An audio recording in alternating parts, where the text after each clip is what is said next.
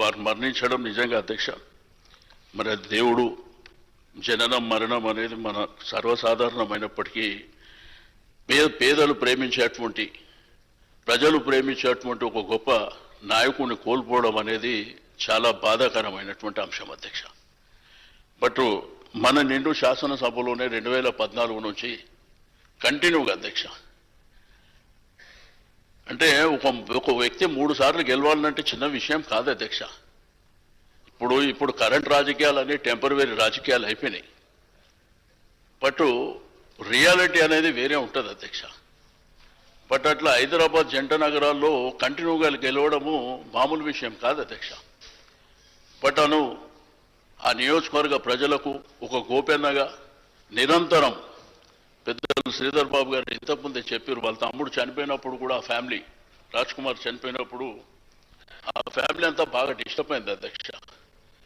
తల్లి కానివ్వండి, వాళ్ళ అన్న కానివ్వండి, గోపి కానివ్వండి, నేను ఎప్పుడు ఆడనే ఉంటుంటే అధ్యక్ష. మా పార్టీ ఆఫీస్ ఎదురుగానే ఇల్లు ఉంటుంటే ఎదురుగా హైదర్ నగర్లో.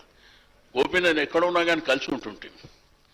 బట్ ఈ విధంగా శాసనసభ్యుడిగా 3 సార్లు ఉన్న తర్వాత శాసనసభ్యుడిగా మరణించడం అనేది కూడా చాలా బాధాకరమైనటువంటి అంశం.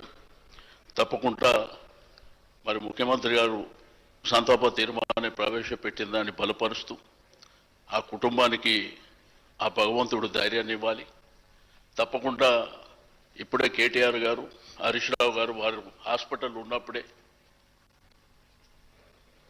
మిగిలిన కార్యక్రమాలన్నీ జరిగే వరకు పార్టీ అన్ని విధాలుగా అండదండలు ఉంది.